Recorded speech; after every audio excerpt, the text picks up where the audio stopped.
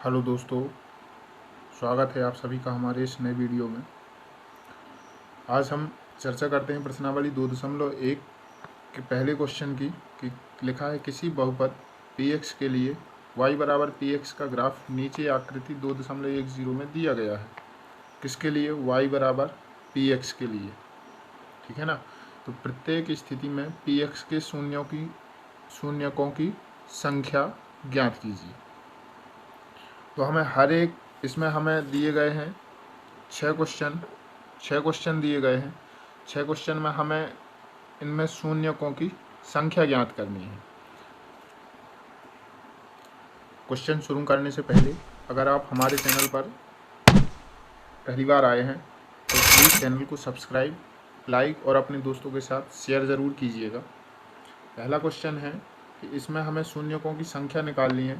तो देखिए, जो ग्राफ होता है या जो रेखा बनती है इसमें, वो एक्स अक्ष को जितनी बार काटे शून्यांकों की संख्या उतनी हो जाएगी। जैसे देखिए, ये हमारे पास एक्स अक्ष होती है और ये जो खड़ी लाइन होती है ये होती है वाई अक्ष। जो लेटी हुई लाइन है वो है एक्स अक्ष और जो खड़ी लाइन है वो है वाई अक्ष। बीचों बीच मूल बिंदु होता है जिसके निर्देशांक 0 होते हैं। तो पहले क्वेश्चन में उसने कहा है कि इसमें हमें शून्यांकों की संख्या निकालनी है। तो जो ये ग्राफ है वो एक्स अक्ष को कितनी बार काट रहा, कि जो ये लाइन खींची गई है ये लाइन एक्स अक्ष को कहीं काट रही है क्या? नहीं, ये एक्स अक्ष है, इस एक्स अक्ष पर ये लाइन कहीं भी प्रतिच्छेद नहीं कर रही है। प्रतिच्छेद नहीं कर रही है तो इसमें शून्यांकों की संख्या क्या हो जाएगी? पहले में शून्यांकों की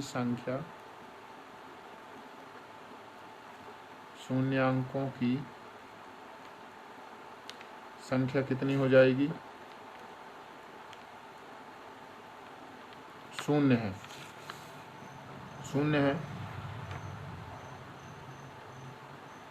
क्योंकि ग्राफ एक्स अक्ष को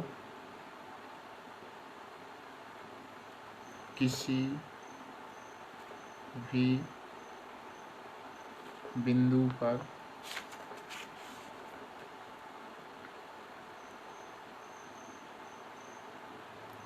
प्रतिच्छेद नहीं करता है। यानी पहले वाले सवाल में जो शून्यांकों की संख्या है वो शून्य होगी। क्यों होगी? क्योंकि जो ये ग्राफ खींचा हुआ है, जो ग्राफ खींचा गया है, ये एक्स अक्ष को कहीं भी किसी भी बिंदु पर प्रतिच्छेद नहीं करता, अतः शून्यांकों की संख्या शून्य होगी। अब इसी तरह से हम दूसरा क्वेश्चन देखेंगे। दूसरे क्वेश्चन में जो ये ग्राफ बनाया गया है, ये ग्राफ जो बनाया गया है ये एक्स अक्ष को कितनी बार काट रहा? एक बार काट रहा है, यानी एक बार प्रतिच्छेद कर रहा है। तो इसमें शून्यांकों की संख्या क्या हो जाएगी? तो दूसरे क्वेश्चन में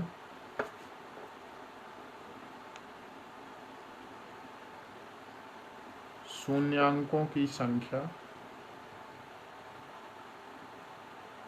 कितनी है? एक बार ग्राफ एक्स अक्ष को एक बार काट रहा तो शून्यांकों की संख्या कितनी हो जाएगी? 1 है, क्योंकि ग्राफ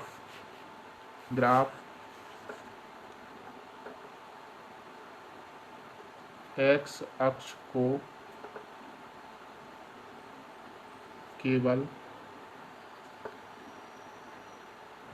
एक बिंदु पर प्रतिच्छेद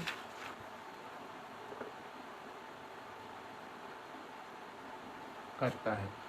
तो इस तरह से हमारे दूसरे वाले क्वेश्चन में शून्यांकों की संख्या क्या हो जाएगी? शून्यांकों की संख्या 1 होगी, क्योंकि जो ग्राफ है वो एक्स अक्ष को केवल और केवल एक बिंदु पर प्रतिच्छेद करता है। अब हम हल करते हैं अपना तीसरा क्वेश्चन। इसमें जो हमारी एक्स अक्ष है इसको जो ये ग्राफ हमने खींचा है ये कितनी जगह प्रतिच्छेद करता है? तो 1 जगह और 2 जगह और 3 जगह, अतः शून्यांकों की संख्या क्या हो जाएगी? 3। क्यों हो जाएगी? क्योंकि जो ग्राफ है वो एक्स अक्ष को 3 बिंदुओं पर प्रतिच्छेद करता है। तो इसमें शून्याङ्कों की संख्या 3 होगी, 1 2 3। अब हमारा चौथा क्वेश्चन क्या है? चौथे क्वेश्चन में भी जो ग्राफ खींचा गया है वो एक्स अक्ष को कितने बिंदुओं पर प्रतिच्छेद करता है? तो 2 बिंदुओं पर, एक ये बिंदु है और एक ये वाला बिंदु है। तो 2 बिंदुओं पर हमारा जो ग्राफ है वो प्रतिच्छेद कर रहा, तो इसमें शून्याङ्कों की संख्या कितनी हो जाएगी? 2। चौथे वाले क्वेश्चन में शून्याङ्कों की संख्या 2 होगी। क्यों? क्योंकि ग्राफ एक्स अक्ष को 2 बिंदुओं पर प्रतिच्छेद करता है। पाँचवें सवाल में हमारे जो शून्याङ्कों की संख्या हो जाएगी वो देखेंगे हम कि जो हमारा ग्राफ खींचा गया है वो ग्राफ एक्स अक्ष को कितने बिंदुओं पर प्रतिच्छेद करता है? तो एक बिंदु, ये दूसरा बिंदु है, ये तीसरा बिंदु है और ये चौथा बिंदु है। 4 बिंदुओं पर प्रतिच्छेद कर रहा है, अतः शून्याङ्कों की संख्या कितनी होगी? 4। शून्याङ्कों की संख्या कितनी होगी? 4। 1 2 3 4, 4 जगह प्रतिच्छेद कर रहा है, क्योंकि जो ग्राफ है वो एक्स अक्ष को 4 बिंदुओं पर प्रतिच्छेद करता है। मैंने जैसी भाषा पहले 2 क्वेश्चन में लिख के दिखाई, वैसे ही आपको हर एक क्वेश्चन में भाषा लिखनी है। अब हमारा जो छठवां क्वेश्चन है, छठवें क्वेश्चन में जो एक्स अक्ष जो ग्राफ है वो एक्स अक्ष को कितने बिंदुओं पर प्रतिच्छेद कर रहा है? थोड़ा सा ये किताब में चित्र डिस्टर्ब है, इसको मैं अपने पेपर पे बना लेता हूँ।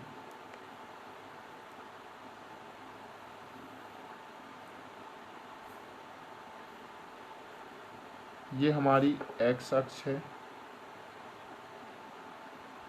ये हमारी वाई अक्ष है। ये एक्स अक्ष है और ये वाई अक्ष है। इसमें अब देखेंगे जो ग्राफ बना है वो ग्राफ बनाएंगे, ऐसे गया, ऐसे, ऐसे गया और ऐसे। तो देखिएगा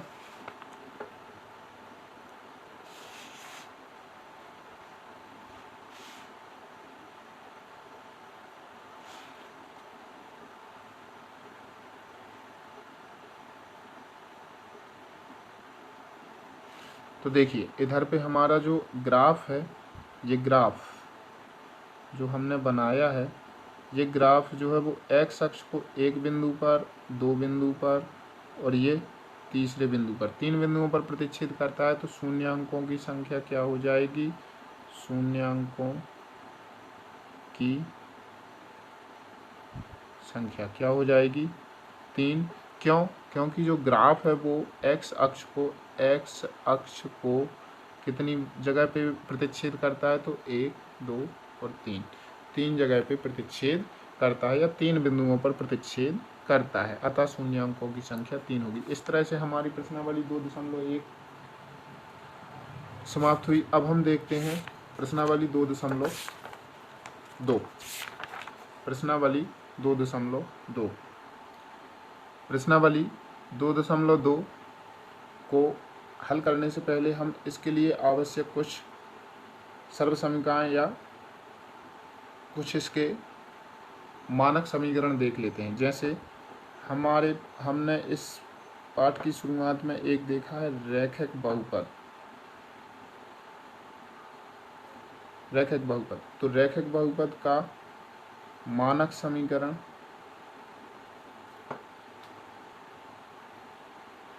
समीकरण क्या हो जाएगा? ax plus b। और रैखिक बहुपद का जो रैखिक बहुपद है का शून्यक कैसे निकालेंगे? तो इसी ax प्लस b को हम किसके बराबर रख लेंगे? 0 के बराबर रखेंगे। और ये ax बराबर क्या हो जाएगा? इस प्लस के b को बराबर के उस साइड भेजेंगे तो हो जाएगा माइनस का b, और x बराबर हो जाएगा माइनस का b/1। रैखिक बहुपद का केवल और केवल एक ही शून्यक आता है, क्योंकि जो इसकी चर है, चर की घात कितनी है? 1, यानी चर की घात 1 है तो एक ही शून्यक आता है। अगर चर की घात 2 हो जाती तो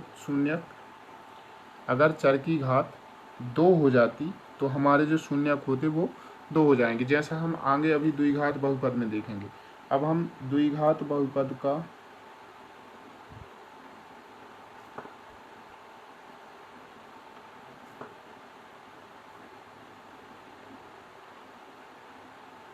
मानक रूप देखेंगे।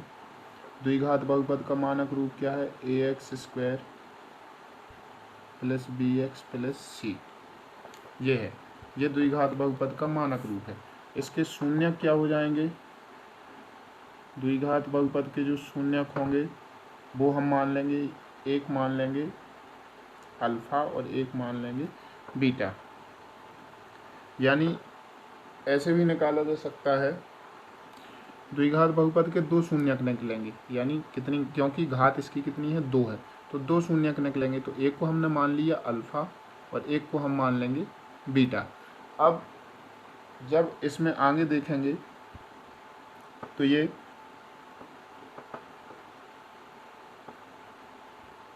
शून्यांकों का योगफल, यानी अल्फा और प्लस बीटा, दो ही शून्यक निकलेंगे। इन दोनों का योगफल, इन दोनों शून्यकों का योगफल क्या निकल के आता है? -b/a, यानी -x का गुणांक, x का गुणांक कितना है? b, बटे में x² का गुणांक, x² का गुणांक क्या है? a। यानी इसको ऐसे भी लिख सकते हैं कि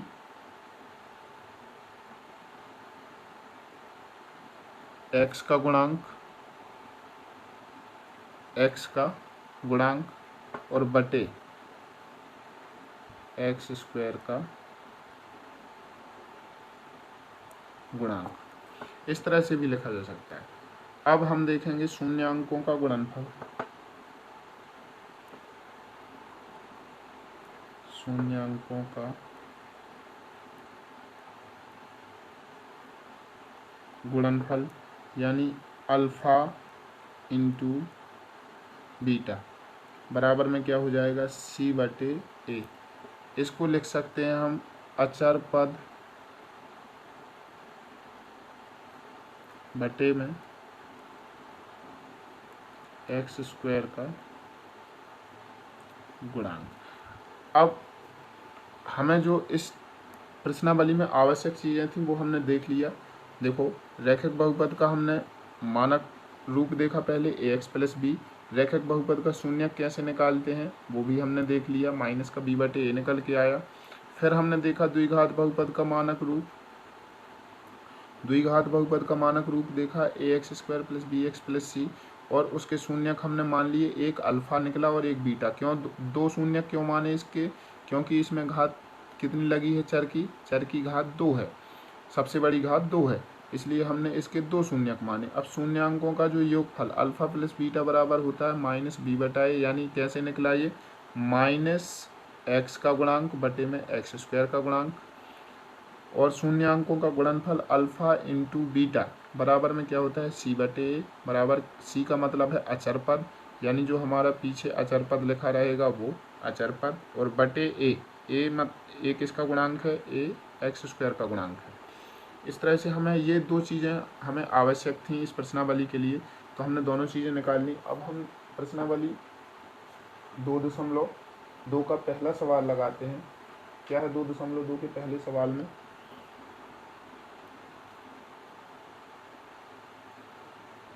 2.2 का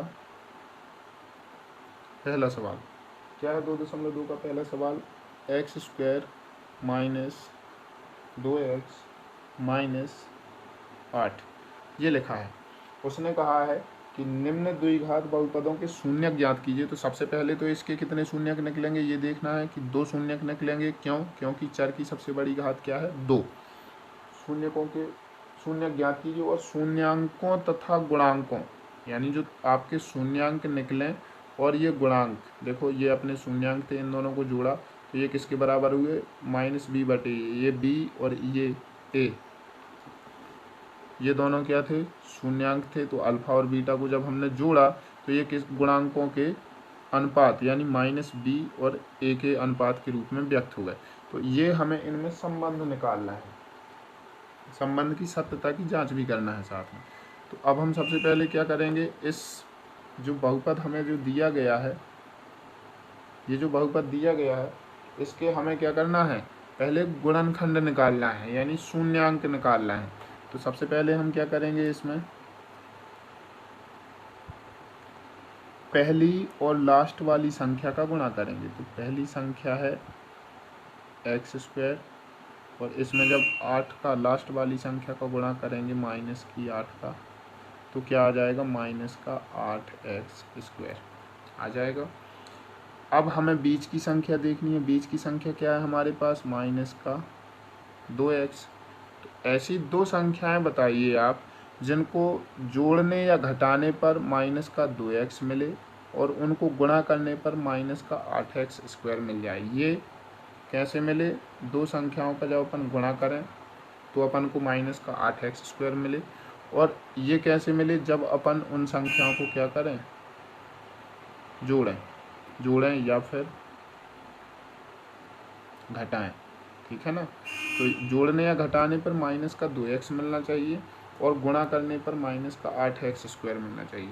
तो देखो ऐसी संख्या एक हमारे पास, देखो 4 और 2, 4 और 2 का गुणा करेंगे तो 8 आ जाएगा, और 4 में से 2 जाएंगी तो बचेंगी क्या, 2। तो इसके हम गुणनखंड हमने क्या किए, एक संख्या हमारी 4x आ गई, एक संख्या 2x आ जाएगी। अब देखिए एक्स स्क्वायर, ये हमें माइनस का 2x चाहिए, दोनों को घटाना है तो एक दोनों के चिन्ह कैसे रहेंगे, अलग अलग रहेंगे। तो माइनस का चाहिए तो बड़ी संख्या माइनस की रहेगी, अगर ये प्लस का 2x चाहिए होता तो 4 प्लस का हो जाता।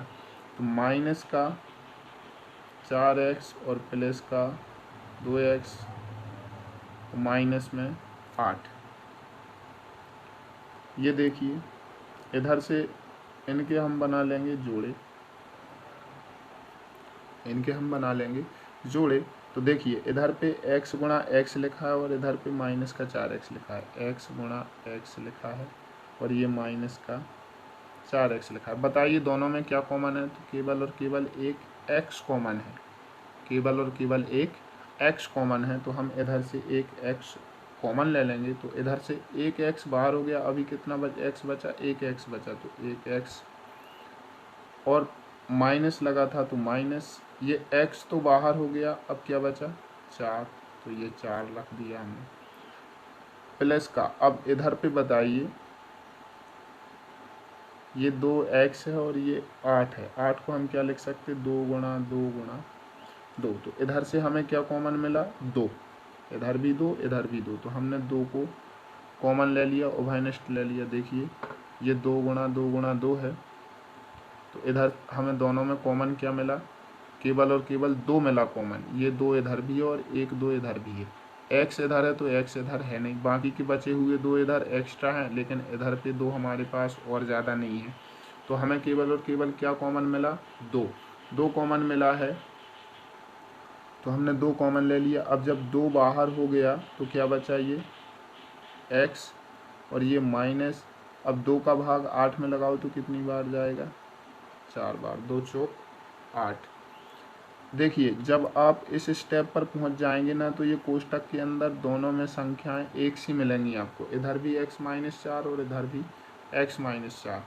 तो देखिए इस वाले पोर्शन में धन चिन्ह के इस तरफ x माइनस 4 और x लिखा है, और धन चिन्ह के इस तरफ भी 2 और x माइनस 4 लिखा है। तो धन चिन्ह के इस तरफ और इस तरफ दोनों में कॉमन क्या मिला, x माइनस 4 कॉमन मिला, तो हम इसको बाहर रख देंगे कोष्टक के, और एक कोष्टक और बनाएंगे। अब x माइनस 4 तो बाहर आ गया, क्या बचा, x लिखेंगे, और ये x माइनस 4 बाहर आ गया, क्या बचा, 2।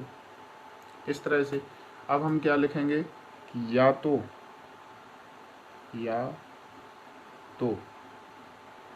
x माइनस 4 बराबर 0 और या x प्लस 2 बराबर 0, या तो x माइनस 4 बराबर 0, पहले वाले के बराबर 0, और दूसरे वाले के बराबर भी क्या होगा, 0। बस आपको शुरुआत में या तो लिखना है और बीच में या लिखना है। अब ये देखिए x बराबर, ये माइनस का 4 बराबर के इस साइड आएगा तो हो जाएगा प्लस का 4, है ना, और बीच में या लगा था तो या x प्लस 2 है, तो x बराबर, ये प्लस का 2 बराबर के इस साइड आएगा तो हो जाएगा माइनस का 2। ये दूसरा, ये दोनों को डिब्बे में बंद करके रखना है, क्योंकि हम इन्हें ढूंढ के लाए हैं, ये भाग ना जाएं, इसलिए इनको डिब्बे में बंद करके रखेंगे। अब लिखेंगे, अब क्या करना था हमें, अब सत्यता की जांच करनी थी। शून्य को तथा गुणांकों के बीच संबंध की सत्यता की जांच करनी थी। तो अब सत्यता की जांच, सत्यता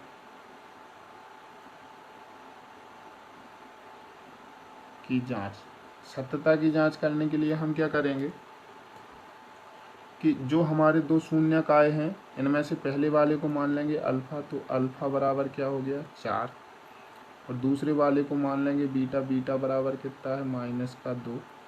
अभी हमें देखो और भी कुछ चाहिए, जब अल्फ़ा प्लस बीटा हम लिख रहे थे तो बी और ए भी आ रहा था, सी और ए भी आ रहा था जब इनका गुणा कर रहे थे।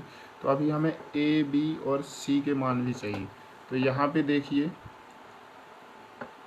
जो इसकी तुलना, ये जो अपना द्विघात समीकरण था x² - 2x - 8, इसकी तुलना ax² plus bx plus c से करेंगे। तो देखिए इसमें a की जगह पे देखो x² की जगह पे तो x² रखा, x की जगह पे x रखा है ना। अब यहाँ a की जगह पे कितना है, a की जगह पे जब यहाँ कुछ ना लिखा हो तो क्या मानेंगे अपन, 1 मानेंगे। तो a बराबर कितना हो जाएगा 1। अब देखिए b की जगह पे इधर प्लस b है, तो b प्लस b की जगह पे इधर कितना लिखा है -2, तो b बराबर क्या हो जाएगा -2। एवं जो लास्ट है प्लस c बराबर क्या लिखा है इधर पे -8, तो c बराबर हो जाएगा -8। अब आप देखेंगे कि हमारे पास अल्फ़ा, बीटा, ए बराबर, बी बराबर और सी बराबर, इन सब के हमें मान प्राप्त हो गए। Alpha, beta, A, B, C सबके मान प्राप्त हो गए। अब जब सबके मान प्राप्त हो गए हैं तो हम क्या करेंगे इसमें कि देखो, चूँकि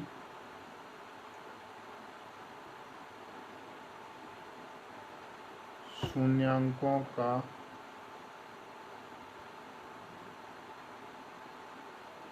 योगफल अल्फ़ा प्लस बीटा बराबर होता क्या है -b/a। आप दोबारा वीडियो पीछे करके भी देख सकते हैं, ये हम पहले पढ़ा चुके हैं अभी आपको।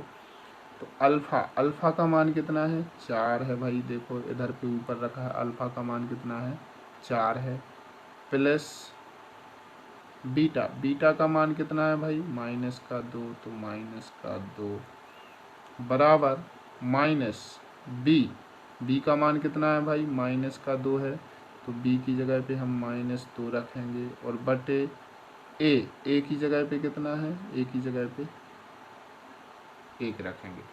तो ये हो गया। देखिए ये 4, ये प्लस और माइनस दोनों का गुणा होगा तो प्लस गुणा माइनस, जब भी विपरीत चिन्हों का गुणा होता है, देखिए अगर माइनस का गुणा किया जाए तो आएगा उत्तर में धन।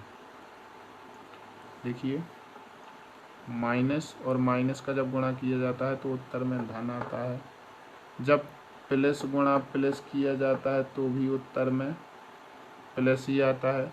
लेकिन जब ये चिन्ह एक धन का और एक ऋण का होना और इनका गुणा किया जाए तो उत्तर में ऋण का चिन्ह आता है। इधर भी वही कंडीशन है, देखिए इधर भी वही कंडीशन है कि ये धन का चिन्ह है और ये ऋण का चिन्ह, बीच में कोष्टक है, कोष्टक हटेगा तो गुणा का चिन्ह आएगा, और जब धन का गुणा ऋण में किया जाएगा, दोनों चिन्ह अलग अलग हैं, तो दोनों चिन्ह जब अलग अलग होते हैं तो हमारा उत्तर में ऋण का चिन्ह आता है। तो ये हो गया -2 बराबर, ये देखिए माइनस इधर बाहर है और ये कोष्टक के अंदर माइनस है, तो दोनों चिन्ह कैसे हो गए, एक समान हो गए। और जब एक समान चिन्हों का गुणा किया जाता है ना, एक समान चिन्हों का गुणा किया जाता है तो उत्तर में धन का चिन्ह आता है, तो 2 का 2 ही रहेगा। 4 में से 2 गया, कितना बचा 2, और बराबर में कितना है 2। अभी हमने एक हिस्सा सॉल्व किया है इसका, अब हम दूसरे हिस्से को करेंगे कि शून्यांकों का एवं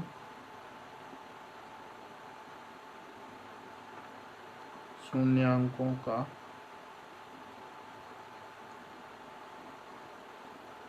गुणनफल अल्फ़ा इंटू बीटा बराबर होता क्या है तो देखिए अल्फ़ा इंटू बीटा बराबर होता क्या है, अल्फ़ा इंटू बीटा बराबर होता है सी बटे ए। तो अल्फ़ा इंटू बीटा बराबर क्या हो जाएगा इधर पे, सी बटे ए।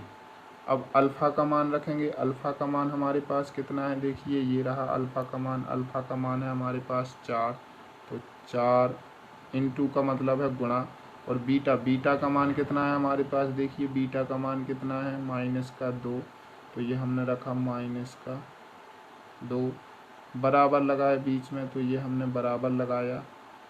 और सी का मान कितना है हमारे पास, देखिए ज़रा सी का मान तो देख लें, ये देखिए सी का मान कितना है माइनस का 8, तो सी की जगह पे हम रखेंगे माइनस का 8 और बटे ए का मान कितना है, देखिए ए का मान कितना है हमारे पास 1, तो बटे में 1 रख देंगे। ये हो गया, देखिए ये 4 दूना 8, और देखो इसके आगे कोई चिन्ह नहीं तो मानेंगे धन का चिन्ह, धन गुणा ऋण, दोनों चिन्ह अलग अलग हैं तो उत्तर में ऋण का चिन्ह आएगा। देखिए धन गुणा ऋण, दोनों चिन्ह अलग अलग हैं तो उत्तर में ऋण का चिन्ह आएगा जब गुणा करेंगे। 4 दूनी 8 बराबर 1 का भाग -8 में देंगे तो -8 ही आएगा। इस तरह से ये हमने क्या कर दिया, सिद्ध कर लिया कि जो हमने अपने गुणनखंड निकाले थे या जो हमने शून्यक निकाले थे पहले क्वेश्चन के, वो 100% सही हैं। चलिए अब हम पहले का दूसरा क्वेश्चन देखते हैं, प्रश्नावली 2.2 का ही पहले का दूसरा क्या लिखा है, 4s² minus 4s plus 1, 4s² minus 4s plus 1। तो फिर से वही प्रोसेस करेंगे, क्या करेंगे, पहले वाले का लास्ट वाले से गुणा, पहले वाले का लास्ट वाले से गुणा। तो देखिए इधर पहला क्या है अपना 4s² है, और इसका गुणा किस में करना है, लास्ट वाले में, यानी प्लस के 1 से करेंगे। तो जब इनका गुणा करेंगे तो क्या आएगा, प्लस का 4s² बताएंगे, ठीक है। अब बीच वाले को उठाएंगे, बीच वाला कितना है माइनस का 4s है। ऐसी दो संख्याएं बताइए आप कि जिनका हम गुणा करें, जिनका गुणा करें तो 4s² प्राप्त हो, और जिन दोनों को जोड़ दें, या तो जोड़ दें या फिर उनको क्या कर दें, घटा दें, या तो जोड़ दें या फिर घटा दें, तो हमें माइनस का 4s मिल जाए। तो ऐसी केवल और केवल दो ही संख्याएं हैं, दो का गुणा आप जब 2 में करेंगे तो ये कितना हो जाएगा, 4 हो जाएगा कि नहीं। लेकिन हमें ये माइनस का चाहिए, कब, जब इनको जोड़ें या घटाएं। तो 2 और 2 जुड़ के 4 होंगे, लेकिन ये दोनों कैसे होंगे, माइनस के होंगे। एक समान संख्या हमेशा धन का चिन्ह देती हैं, यानी दोनों जुड़ जाएंगी। तो माइनस माइनस ये दोनों का गुणा होगा तो प्लस का 4s² आ जाएगा, और जब -2 में -2 को जोड़ा जाएगा तो ये हमें मिलेगा ऋण का 4, ठीक है ना। तो इस तरह से अब हम आते हैं अपने क्वेश्चन पे। देखिए हमने दोनों संख्याएं ढूंढ ली, तो अब हम क्या करेंगे, 4s² माइनस 2s और माइनस का 2s और प्लस का 1। ये देखिए अब इनके बनाएंगे हम जोड़ा बना लिए हमने, दो के बना लिए ना, दो संख्याएं इस तरफ इस जोड़े में और दो संख्याएं इस जोड़े में, ठीक है ना, जोड़े बन गए। अब हम क्या करेंगे कि इधर से हम लेना चाहेंगे कॉमन, तो 4s² का मतलब है क्या लिखा है, ये 4 गुणा s गुणा में s, और 2s का मतलब क्या है, 2 गुणा s।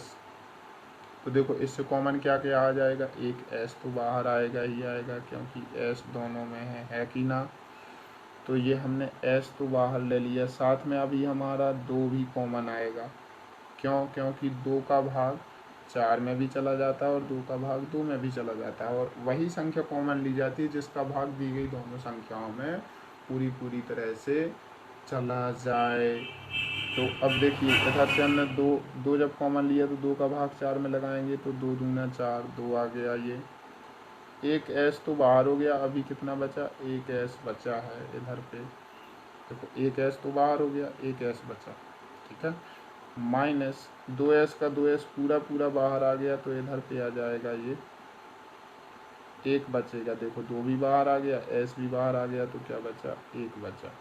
अब देखिए इधर से इस वाले डिब्बे में हमें 2s माइनस 1 मिला है, तो जो दूसरा डिब्बा बनेगा उसमें भी 2s माइनस क्या मिलेगा, 2s माइनस 1 ही मिलेगा। मिलेगा कि नहीं, तो इसमें हमें केवल क्या करना है, इस धन के चिन्ह के आगे इधर पे हमने ऋण का चिन्ह लगा लिया, मतलब ऋण का हमने एक बाहर लिया है, ऋण बस बाहर लिया है, बाकी अकेले ऋण को न लिख के हम क्या लिख देते हैं, ऋण एक बाहर लिया है। तो देखिए ये एक डिब्बे में हम 2s माइनस 1 लिख देंगे और एक डिब्बे में 2s माइनस 1 ये वाला लिख देंगे, इन दोनों को देखो ये एक है तो ये एक लिख लिया, ये 2s है तो ये 2s लिख लिया, सही है। एक डिब्बे में ये दोनों 2s में से एक बार लिख लिया। अब लिखेंगे या तो 2s माइनस 1 बराबर 0, या दूसरे वाले के बराबर भी 0 रखो, 2s माइनस 1 बराबर 0। ये माइनस का एक है, बराबर के इस साइड आएगा तो हो जाएगा प्लस का, यानी 2s बराबर में हो गया प्लस का 1, सही है। 2s बराबर हो गया प्लस का 1, और इधर पे 2s बराबर क्या हो जाएगा, इधर भी प्लस का 1 हो जाएगा, माइनस का 1 उठ के इस साइड आएगा तो प्लस के 1 में बदल जाएगा। ये 2 इधर गुणा में है, जब बराबर के इस साइड आएगा तो काहे में आएगा, भाग में, तो ये हो जाएगा 1/2, और इधर पे ये भी 2 गुणा में है, बराबर के इस साइड आया तो ये भी आ जाएगा भाग में। इस तरह से हमने 2 अपने क्या निकाल लिए, शून्यक निकाल लिए। 2 ही क्यों निकाले, क्योंकि इधर पे जो हमारा बहुपद दिया गया था उस बहुपद की सबसे बड़ी घात क्या थी, 2, तो हमने 2 शून्यक निकाले हैं। अब हम आगे जब इस प्रश्न को हल करेंगे तो हम कैसे करेंगे, अब देखो क्या करना है, सत्यता की जांच करनी है कि हमारे ये जो 2 शून्यक निकले हैं ये सही हैं या गलत, इसकी जांच करनी है हमें। तो हम क्या करेंगे, सत्यता की जांच के लिए हम सबसे पहले एक को अल्फ़ा मान लेंगे और दूसरे वाले को बीटा मान लेंगे। तो एक को हमने मान लिया अल्फ़ा बराबर 1/2 और बीटा बराबर हमने दूसरे को मान लिया, तो बीटा बराबर भी कितना है, 1/2। अब हमें और क्या चाहिए, तो ए का मान चाहिए, और क्या चाहिए, तो बी का मान चाहिए, और क्या चाहिए, तो सी का मान चाहिए। ये कैसे पता चलेगा, तो दिए गए द्विघात बहुपद की तुलना किससे कर देंगे, 4s² माइनस 4s प्लस 1, इसकी तुलना हम करेंगे किससे, ax² plus bx plus c से, ax² plus bx plus c से, इससे तुलना करेंगे। तो देखो एक ही जगह पे क्या रखा है, चर राशि की जगह पे तो चर राशि ही रखी है, इधर पे चर राशि की जगह पे चर राशि होगी। अब इस दिए गए बहुपद के हिसाब से इनको भी आप बदलना चाहो तो ऐसे कर सकते, ये as² प्लस bs प्लस सी, इस तरह से भी बदला जा सकता है। तो s² की जगह पे s² ही रखा है, ए की जगह पे 4 रखा है, यानी ए का मान कितना आ गया, ए का मान आ जाएगा 4। देखो ए की जगह पे 4 रखा है यानी ए का मान आ गया 4। इधर पे देखो प्लस बी की जगह पे क्या रखा है, माइनस का 4, तो प्लस बी की जगह पे हमारा क्या है, माइनस का 4, यानी बी का मान हो गया माइनस का 4। और सी की जगह पे कितना रखा है, प्लस सी की जगह पे प्लस का 1 ही है, तो ये सी का मान हो गया, हो गई कि ना। ये हमने सब मान निकाल लिए, alpha beta A B C सबके मान निकल के आ गए। अब हम क्या करेंगे, चूँकि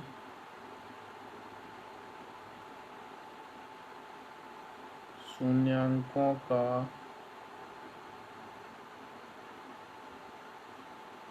योगफल बराबर अल्फ़ा प्लस बीटा बराबर क्या होता है, माइनस का b/a।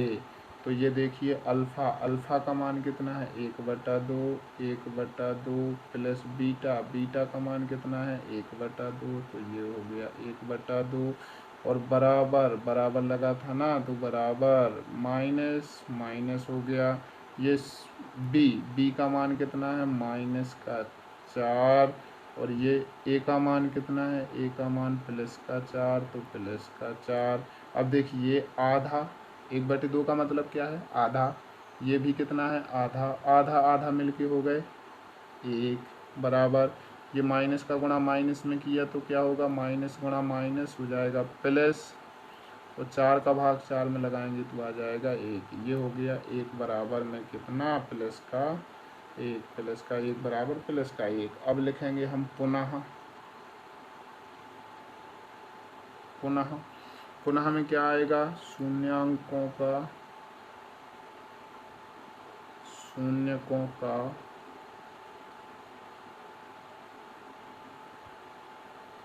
गुणनफल, शून्यकों का गुणनफल यानी अल्फ़ा इंटू में बीटा बराबर में हो जाएगा C/A। अल्फ़ा इंटू बीटा बराबर में हो जाएगा C/A। जब अल्फ़ा का मान रखो आप कितना है, अल्फ़ा का मान है 1/2, तो अल्फ़ा का मान हमने रखा 1/2 इंटू बीटा का मान कितना है, देखिए बीटा का मान है 1/2, तो 1/2 हमने इसका मान भी रख दिया।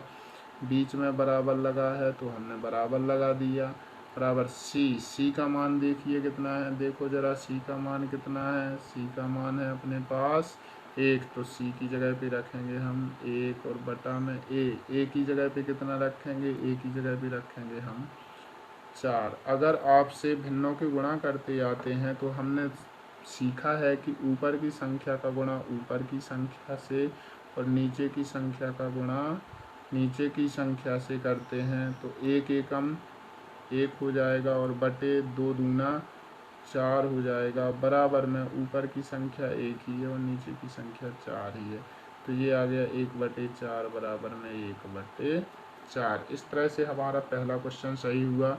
तो चलिए दोस्तों आज के लिए हम बस इतना ही रखते हैं, मिलते हैं हम अगले वीडियो में। और अगले वीडियो में अगर आपसे ये बचे हुए क्वेश्चन हल करते ना बने तो आप कमेंट बॉक्स में हमें कमेंट करिएगा, तो हम एक वीडियो इन बाकी बचे हुए क्वेश्चनों के लिए बना देंगे। और मैं फिर से वही कहता हूँ कि अगर आप चैनल पे नए हैं तो प्लीज़ चैनल को सब्सक्राइब, लाइक और अपने दोस्तों के साथ शेयर ज़रूर कीजिएगा। आप हमारे साथ बने रहें, हम आपको हर एक क्वेश्चन एक ऐसे तरीके में लेके आएंगे जो आपके लिए बहुत ही आसान होगा जिसे सीखना। तो चलिए आज के लिए बस इतना ही। आपका बहुत बहुत धन्यवाद।